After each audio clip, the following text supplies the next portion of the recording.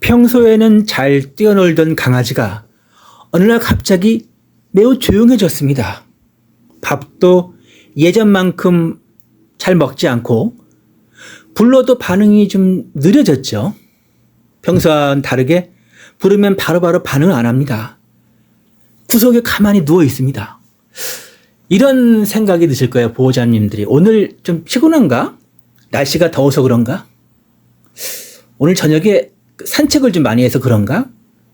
물론 단순한 피로일 수도 있지만 강아지는 안타깝게도 사람처럼 말로써 커뮤니케이션이 불가능하죠. 내가 지금 아프다는 것을 설명할 수가 없는 거죠. 내가 지금 배가 아파요. 숨쉬기가 힘들어요. 다리가 아파요. 몸이 이상해요. 이렇게 말할 수 없기 때문에 그것을 행동으로 신호를 보내고 싶은 거죠. 문제는 그 신호가 너무 작고 조용해서 보호자님들이 그냥 넘기기 쉽다는 점입니다. 오늘은 강아지가 아플 때 가장 먼저 나타날 수 있는 이상 신호들을 이야기해 보겠습니다. 이 보호자님들이 강아지의 변화를 빨리 알아차시는데 도움이 되시길 바랍니다. 먼저 첫 번째입니다.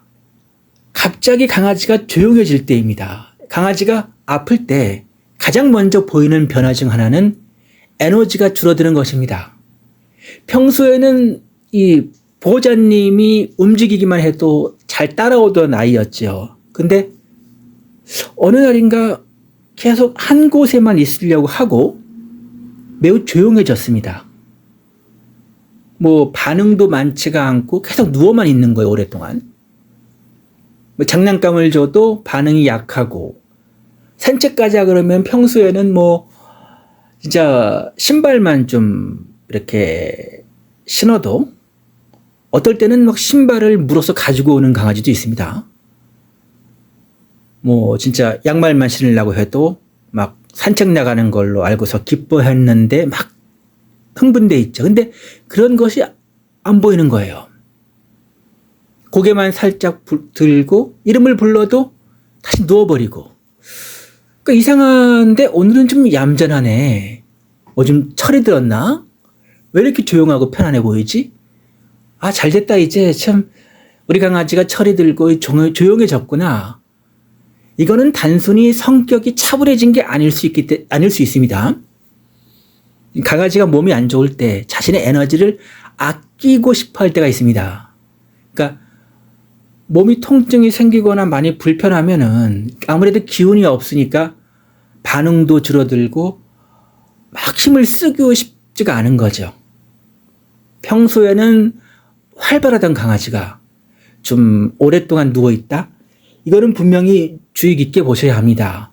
그리고 병원에 가야 할지 말지를 판단을 하셔야 할 수도 있습니다. 그리고 두 번째는 밥을 먹는 태도가 달라질 수 있습니다.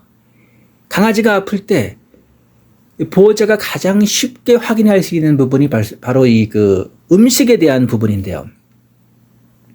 진짜 웬만하게 아프지 않고서는 음식을 보여주면 강아지들은 반응을 굉장히 잘합니다. 아무리 몸이 아프더라도 진짜 음식이라든지 간식을 이렇게 주려고 하면은 바로 뛰어오죠. 평소에는 밥그릇 소리만 나도 달려오던 애가 먹기는 먹는데 속도도 느려지고 별로 그렇게 밥을 먹으려고 빨리 움직이지도 않고 간식은 먹는데도 사료는 좀 먹지 않고. 그래서 이렇게 생각하실 수가 있어요. 좀 간식을 자주 줘가지고 사료를 좀 안 먹나 보다. 간식을 많이 줘서 사료가 좀 질렀나? 그런데 이게 이 강아지가 식욕을 잃었다면은 단순히 간식을 많이 먹어서 편식을 하는 것이 아니라 몸 어딘가가 불편하다는 그런 시그널일 수도 있다는 거죠. 특히 식욕 저하와 함께 구토, 설사, 축 처진다든지 물을 너무 많이 마신다든지 이런 경우 단순히 편식으로만 보시면 안 될 수가 있습니다. 미국 수의사회는 심한 구토나 설사, 통증, 호흡 이상, 열사병 의심 같은 상황은 즉시 수의사 상담이나 진료가 필요한 응급 신호가 될 수 있다고 안내하고 있습니다. 따라서 항상 이러한 강아지의 이런 상황, 특히 그 말 중에 이제 그 요구르트 있죠. 제가 예전에 요구르트를 한번 줬다가 갑자기 설사를 하는 상황이 있었는데, 갑자기 생각이 났는데, 요구르트도 갑자기 주셨을 때 조심하셔야 됩니다. 갑자기 이거는 제가 생각난 걸 또 말씀드린 거고, 세 번째는 그 물을 마시는 양도 좀 달라질 수가 있습니다. 강아지가 아플 때 물을 너무 많이 마시거나 반대로 물을 안 마시는 변화가 나타날 수가 있어요. 예전에 저희 강아지가 좀 아팠을 때가 있었는데 정말로 평상시에는 물을 너무 자주 마셨는데 근데 그 물을 안 마시는 거예요. 정말로 가슴이 아프더라고요. 그러니까 많은 인포메이션을 다 체크를 하고 했는데 최종적으로 어떤 건강상의 문제로 인해서 물을 마시지 않는 부분이었거든요. 물을 자주 마시고 소변을 자주 보는 것도 방광염이라든지 소변의 어떤 문제, 만약에 어떤 그런 부분, 요로 감염이라든지 암컷일 경우에 중성화 수술을 하기 전에 이러한 그런 소변에 문제가 생길 수가 있는데, 이런 부분은 그러니까 물을 많이 마시고 소변을 자주 보는 것도 어떤 방광염이라든지 또 문제가 있는 것일 수가 있지만, 하지만 물을 너무 안 마시는 것도 문제가 될 수가 있다는 거죠. 그러니까 우리가 참 수의사는 아니지만 수의사만큼이나 많은 공부를 스스로 하고 그리고 많은 커뮤니케이션을 수의사분하고 가까운 이제 다니는 그 동물병원의 수의사분하고 항상 카카오톡이라든지 얘기를 하면서 질문을 바로바로 하셔서 새벽에 갑자기 아팠을 경우에 진짜 24시간 동물병원이 아닌 다음에야 다급할 수가 있겠죠. 그러니까 이런 걸 놓칠 수가 있는 거죠. 아까 말씀드렸듯이 그 요구르트를 줬을 때 갑자기 설사가 나올 때가 있거든요. 이런 것들도 미리미리 우리가 인포메이션을 좀 미리미리 좀 알고 있어야 된다는 거죠. 다시 말씀드리지만 물을 안 마시는 경우, 물을 마시는 경우, 물을 너무 마시는 경우 이런 것도 참 어렵지만 우리가 공부를 해야 하고 알아야 된다 그런 거죠. 네 번째는 숨소리하고 호흡이 좀 달라지는 거죠. 그 강아지가 이제 곧 여름이 오면은 조금 있으면 여름이 오는데 더울 때 헥헥거리겠죠. 자연스러운 겁니다. 하지만 특별히 덥지도 않고 뛰어놀지도 않았는데 헉헉거리는 경우, 이거는 제가 영상에서 몇 번 말씀드렸죠. 그러니까 이렇게 급하게 숨을 몰아쉴 때가 있어요.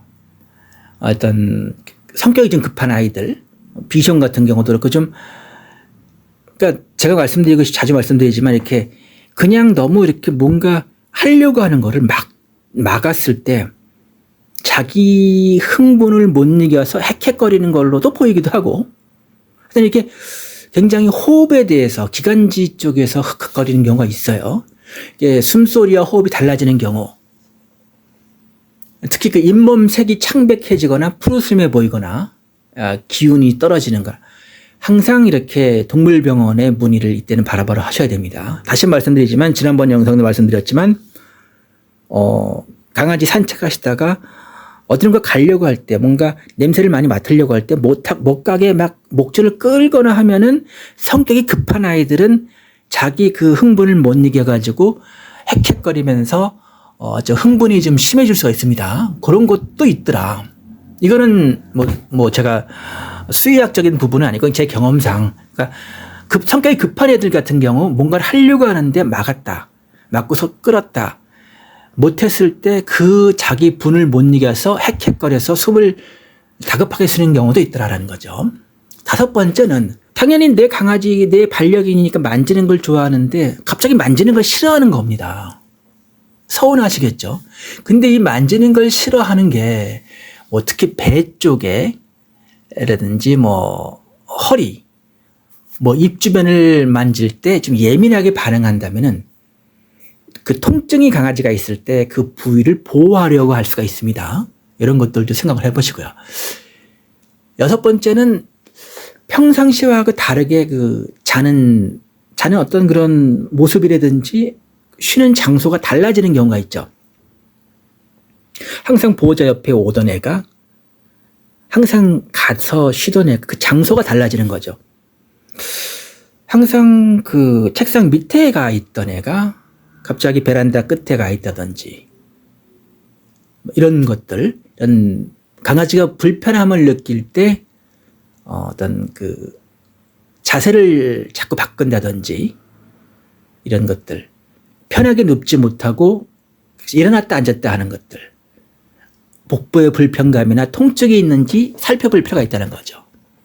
7번째는 이게 토할 때가 있어요. 강아지가 이 토할 때가 있는데 아마 토하는 경우를 많이 보실 겁니다. 그러니까 토할 때 이게 단순히 그냥 먹은 게 불편해서 토한 건지, 진짜 뭐 어떤 이유에서 토한 건지라는 것이 판단 안 될 때가 있죠. 그래서 자주 토할 때가 있는데 가끔 가다가 그러니까 음식을 조금 텀을 주고서 그 사료를 조금 늦게 줘도 토할 때가 있고, 하여튼 이렇게 토할 때가 있어요. 그러니까 이거를 토할 때마다 우리가 자주 토하는 경우가 있는데, 그때마다 병원을 데려가기도 좀 그렇고 그러신 경우가 있지 않습니까? 살짝이. 그래서 이거를 중요한 것은 토할 때 이게 특히 어린 강아지나 노령견, 소형견들은 그냥 계속 지켜보면 안 된다는 거죠. 탈수 증상이 올 수가 있습니다.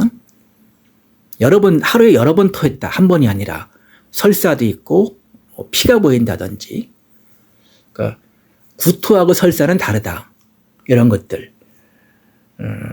강아지를 키우시는 분들은 제가 무슨 얘기하는지 아실 겁니다. 이렇게 토하는 경우가, 토할 때마다 이렇게 조금 사료를 조금 늦게 줬는데 그것 때문에 토하는 것 같기도 하고, 그때마다 계속 병원에 데려가기도 그렇고, 그렇지 않습니까? 그런 부분들도 생각을 해봐야 된다. 8번째는 소변하고 대변의 습관이 좀 달라진다는 거죠.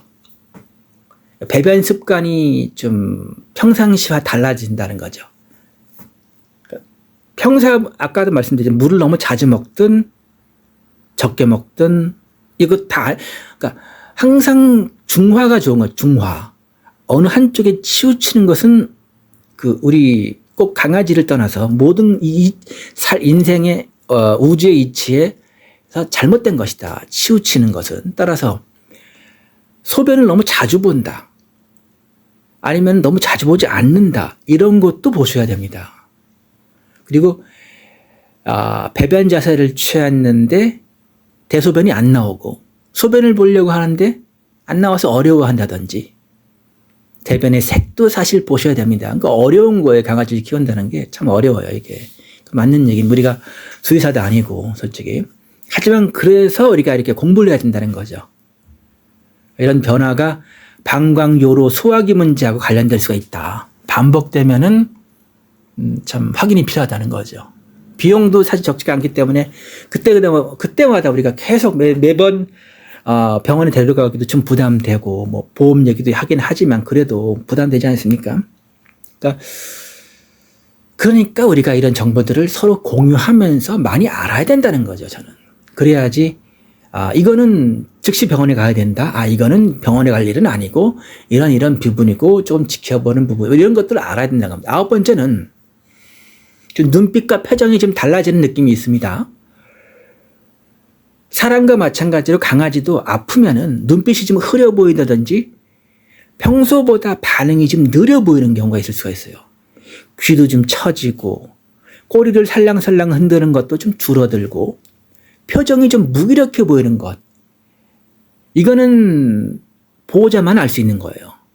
항상 보니까. 그래서 뭔가 평상시와 다르다. 눈빛이 이상하다. 기운이 없어 보인다. 이것도 관찰을 할 그런 부분이 포인트가 될 수가 있다는 거죠.